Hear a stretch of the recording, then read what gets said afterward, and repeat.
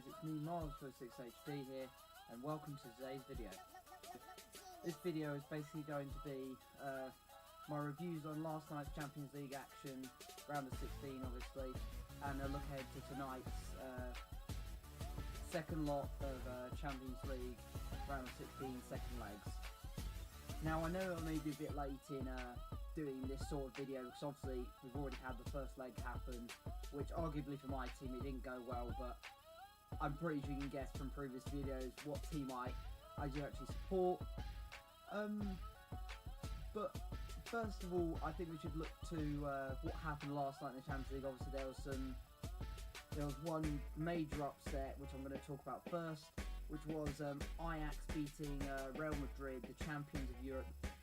Last 4 out of 5 seasons they've won, obviously, with Ronaldo, and since then Ronaldo's left. And I also want to say, even though many fans seem to think Ronaldo leaving has dropped their form, to be fair, it started to drop off since Zinedine Zidane left, because obviously when Zidane was signed at the end of the season, they won that historical 4 Champions Leagues in a row. It didn't seem like it was going that well for them, and obviously some just purely incredible goals scored, and including the free kick from Tadic. You just absolutely cannot do that. It was a brilliant goal, I have to admit, and it just proves in the Champions League that there's just complete class. I mean, when Real Madrid scored for Asensio, could have been hope, but it didn't look like it was going that way for Real Madrid, and obviously Ajax just being absolutely ruthless at the start, which is obviously what they needed to be, having lost their home leg and conceded 2 away goals. Real Madrid could have so easily got that goal first and just sat on it for the whole game, and then obviously that would have been it for Ajax, but the determination I saw from them was just absolutely incredible. And yeah, that was obviously 4-1 in the end, and to see something like that happen, it doesn't come across that much, especially in the Champions League, one of the top competitions in Europe. To see a team who may have only started off winning their league to going and beating European giants, it's just a joy to watch. Because I watched the game myself on BT Sport, and yeah, it was brilliant to watch. Now moving ahead to the second game that happened in Dortmund last night against Tottenham Hotspur. Now there was a lot of a different feel to this game, because obviously Tottenham were coming from winning 3-0 at Wembley in the first leg a couple of weeks ago, and obviously having Dortmund not scored any away goals, they needed to score 3 goals as soon as possible. Obviously not easy for teams, and you know, it was one of those things for Dortmund that, as I said, it was going to be a mountain to climb, and I felt like they were capable of doing it, but obviously they went into half-time 0-0, and obviously at the beginning of the second half, Harry Kane had just a beautiful ball put into him, put it in the back of the net, and effectively ended the tie, because even though I thought Dortmund would have been capable of coming back after that, with no away goals, and also being 4-0 down with an away goal against them, it was going to prove very difficult, because even if they were to get those 4 goals, obviously as you know how the away goal rule works, they would go through on the away goals. And I also just want to say, from my perspective, even though I'm not a Tottenham fan, and I just want to say, all Tottenham fans out there, I think your team has come a hell of a long way from what they used to be, from not even potentially being a Champions League team, so like a Europa League team, and not even getting in spots to potentially win titles or win cups. It's been a very good run for them.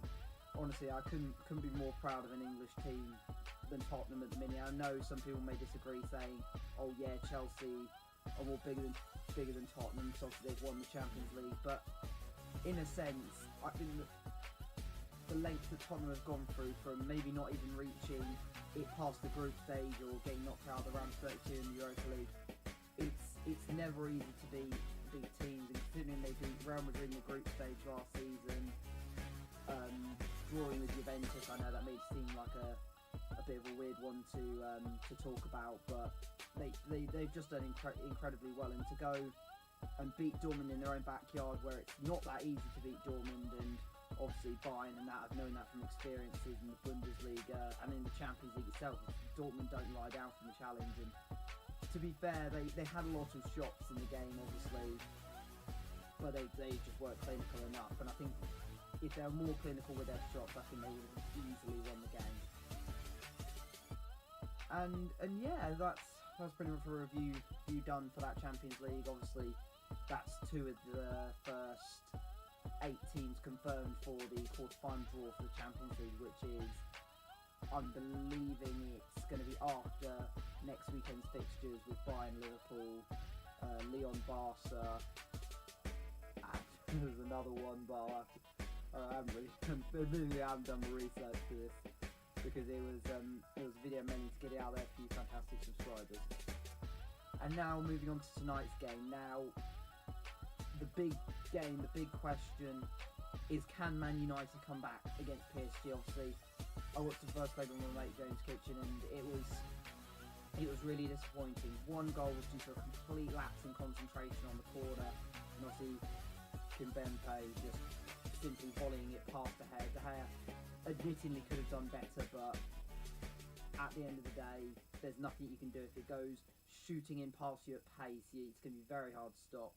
And then obviously Mbappe with his blistering pace past Smalling, it was not good to watch. And considering we didn't even score ourselves, I think if United have scored at the beginning of the first leg, it may have been a bit easier, because even though we would have gone in with 2 away goals against us, it would have been less of a mountain to climb, because we would have just had to have got the 2 goals instead of the 3 that we need to get now, having not scored at Old Trafford. And being a Man United fan myself, and obviously really enjoying what Solskjaer's doing, despite the injuries that we've got, and we've got 11 injuries in total with players out of the game, and calling up quite a few youngsters, I do believe we can do it. I completely believe in the Man United team. I believe in Solskjaer. It's going to be a very uphill task, as he said in his post-match press conference at Old Trafford after the game, obviously a few weeks ago. And it's very interesting. And I think if I was to go prediction-wise, there's 2 sort of predictions. I mean, one prediction would be 1-0 PSG, which would seem more realistic. But then, obviously, heart-wise, I do believe in the youngsters. I do believe in the Man United team. Obviously, they're not all youngsters with the likes of Rashford, Pereira. Well, Pereira's partly a youngster, but he's not a youngster that hasn't started before. He scored an amazing goal against Southampton at the weekend, and I think we can use the momentum of the Southampton comeback, and also we've got a good away record against European French teams away in the Champions League, and I think we can use that form, and not only the form, but as I said, the determination from Southampton against Southampton's team to come back from 1-0 down and 2-2, and then go 3-2 up in the last couple of minutes. And we are capable. We're very capable of winning this game, and I think if I was to go with my heart, or what we even needed, which would be a 3-0 victory, that would be perfect. Even 3-1 would be enough, but 3-1 does kind of put the pressure on us, because if, let's say, we were to score the first 3 goals and then go and concede one, PSG are going to be pushing us for that goal, and they could obviously get it because they're capable of it. And I think overall, I'm going to go with the prediction of 3-1, because, as I said, completely believe in them. I do think it is realistic, because, as I said, Southampton did prove that we can score, we can take chances, we can defend well, like we did against Chelsea in the FA Cup, and it's very interesting for the team, and I just wish them all the best. So I know you probably are, but Solskjaer, Manchester United, if you're watching this, we can do it, lads. It's probably going to go out after the game. You probably would have already done it or not, but you know, it's just one of those things. And obviously wouldn't be too disappointed to go out the Champions League, considering getting back into the Champions League next season is our main focus, and potentially with what's going on in the FA Cup, which we could win a trophy with, which I'd honestly love to see. I don't think it's going to be the Champions League realistically. Yeah, so I'm going to move on now, because I've talked far too much about the Man United game. And obviously the second game that's happening tonight is Atletico Madrid versus Juventus. Obviously Ronaldo's former rivals from the Madrid derby versus Atletico, obviously. But Now this one's a bit of an interesting one because Juventus are, I would say, the better side for this game, and I can see quite easily qualifying. And obviously with that, I would say I'm going to go with prediction of 2-1 Juventus. I'm going to say 2-1 because I think Atletico will score, but I think Juventus have the upper hand on the tie, I would say. Because obviously the likes of Ronaldo, Dybala, Cuadrado, Khedira, I don't think Khedira's probably not a realistic person to say, but yeah, it's interesting with Atletico Madrid at the minute because they've obviously in La Liga been quite capable of playing well, unlike Real Madrid, who have come back off losing the last 4 games and obviously losing last night. I think Atletico got the talent to win, but I think Juventus will overpower them just that little bit more and just wipe the floor. I think it's going to be fairly easy for them, as I said. I do think Atletico will get a chance on goal, and I think they will score.